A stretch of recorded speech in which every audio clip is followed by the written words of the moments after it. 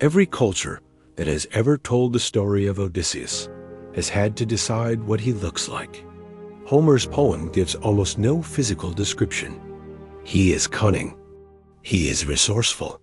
He survives when better men do not. But what his face actually looks like, the specific configuration of features that belongs to the man who outsmarted the Cyclops, escaped the Sirens, and found his way home when 10 years of war had taken everything else, Homer never tells you. For 3,000 years, artists have been guessing. And in the National Archaeological Museum in Athens, there is a marble head that some scholars believe stopped being a guess.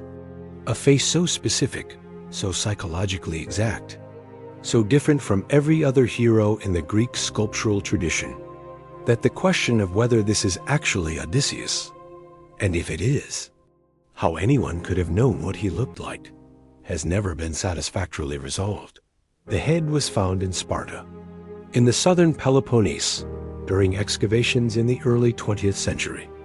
It dates to approximately the 1st or 2nd century AD, the Roman period, when Greek mythology had been a living tradition for over 1,000 years, and when sculptors across the Mediterranean were producing images of the heroes of that tradition for temples, private collections, and public spaces. By this point in history, there was an established visual vocabulary for Greek heroes. Achilles had a type. Ajax had a type. Heracles had a type. The heroes of the Trojan War had been depicted so many times across so many centuries that their visual identities had become fixed, not portraits. Exactly, but recognizable configurations of features that audiences would identify immediately. Odysseus had a type too. He was typically shown wearing a distinctive conical felt cap called a pylos, the practical headgear of a traveler and sailor, as opposed to the crested helmets of warriors. He was shown as older than the other heroes, more withered, less ideally proportioned, where Achilles was depicted as the perfection of youth and martial beauty. Odysseus was depicted as the perfection of endurance. The Sparta head fits this type in some ways, but in one crucial respect, it departs from everything that came before it. And this is where the story becomes stranger. Look at the face. The other heroes of Greek sculpture, even the weathered, realistic portraits of the Hellenistic and Roman periods, carry a quality of resolution. Their features have settled into an expression. They have arrived somewhere. The face of Achilles carries the absolute certainty of someone who has chosen death over a long life and does not regret it. The face of Ajax carries the specific dignity of a man who has been wronged and knows it. The face in the Sparta head has not arrived anywhere. It is in the middle of something. The eyes partially preserved, the pupils once inlaid with a darker material now lost, are not focused on what is in front of them. They are focused on something else, something the viewer cannot see, something the figure is calculating, or weighing, or anticipating. The mouth is slightly open, not in speech, but in the way a mouth opens when the mind is working faster than the face can conceal it. The lines around the eyes are the lines of someone who has spent years squinting into sun and sea wind. The jaw carries the particular set of someone who has learned not to show what he is thinking. This is not the face of a warrior. It is the face of a man who has survived by thinking faster than everyone around him, and who has not stopped thinking, even now, even here, even in the still moment of being depicted in marble. Whether this is actually Odysseus is a question the archaeological record cannot definitively answer. The head was found without inscription, without architectural context, without any documentation identifying the figure depicted. The attribution to Odysseus rests entirely on the visual evidence, on the pylos type, on the age and weathering of the features, and on that expression, which every scholar who has written about this head has described in similar terms: alert, calculating, not quite present in the moment of being looked at. This is where the attribution becomes philosophically interesting. If the head depicts Odysseus, Then some sculptor in the 1st or 2nd century A.D. looked at 3,000 years of accumulated tradition, the manuscripts, the paintings, the earlier sculptures, the theatrical masks, and produced from all of that not a type, but a specific person. A face that carries individual psychological content, that communicates a particular quality of mind rather than a general heroic category. This would be extraordinary. Portrait sculpture of actual individuals was common in the ancient world. Portrait sculpture of mythological figures, figures for whom no living model existed, whose physical appearance had to be constructed entirely from the qualities ascribed to them in literature, is a different kind of achievement.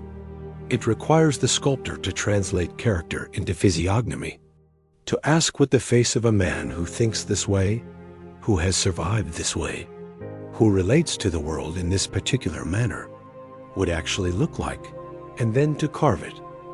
The art historian Bernard Andrea, who studied the Sparta head extensively, argued that the attribution to Odysseus was supported, not just by the iconographic type, but by what he called the intellectual physiognomy of the face, the specific way in which the features communicate a quality of mind rather than a quality of body.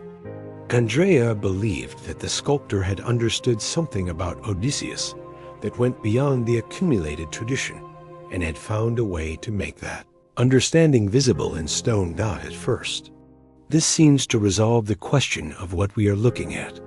It DOESN single quotes T dot, because if Andrea is right, then the question shifts from who this is to how the sculptor knew.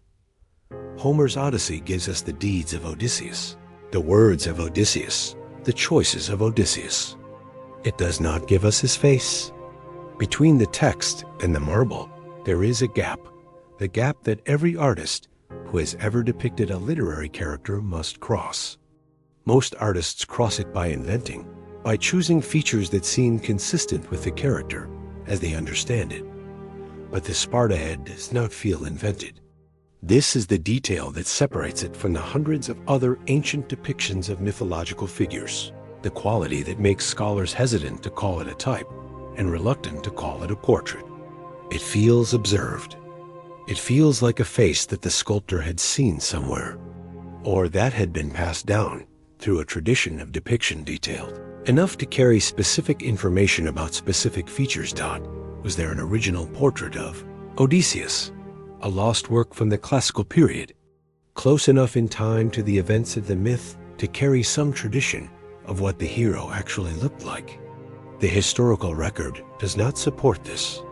Odysseus, if he existed at all, lived in the Bronze Age, a world without portrait sculpture as we understand it, but the alternative, that a sculptor in Roman period Sparta sat down to depict a Bronze Age hero and arrived. Through imagination alone, and a face this specific is also difficult to fully accept. The head is still in Athens. It is still attributed to Odysseus by most scholars, disputed by some, and unresolved by all. The film that bears his name opened in theaters this week. Matt Damon's Odysseus has a face, a specific face, chosen by a director who read the poem and decided what the man who survived looked like. 3,000 years of artists have made the same decision. They have all arrived at different answers. The Marblehead in Athens arrived at an answer that no one has been able to improve on or fully explain. A face still thinking, still calculating, still looking at something just outside the frame of what you can see. Homer never described it. The sculptor carved it anyway. And the question of how he knew, how anyone could know the face of a man who may never have existed, whose story was already ancient when the marble was cut, is the same question. It was when the head was pulled from the ground in Sparta. It is still looking at something. You cannot see. It has not decided yet whether to tell you what it is.